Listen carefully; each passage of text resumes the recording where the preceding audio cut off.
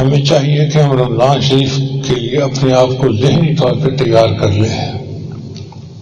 رمضان کی تیاری کوئی ورزش کرنے کا نام نہیں ہے۔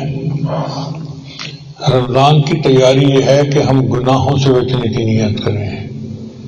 3 گناہ ایسے ہیں جو بندے کا انجام برا کر دیتے ہیں۔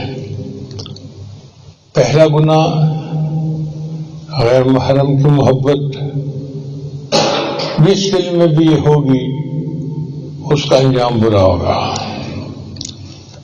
دوسرا، جو بندہ حرام غذا کھانے کا عادی ہو،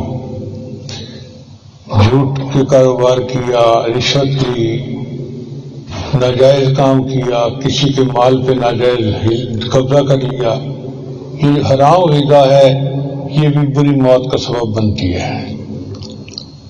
اور تیسرے عام گناہ جو ہوتے ہیں جیسے جھوٹ، غیبت، ایسے گناہوں سے بھی انجام برا ہوتا ہے۔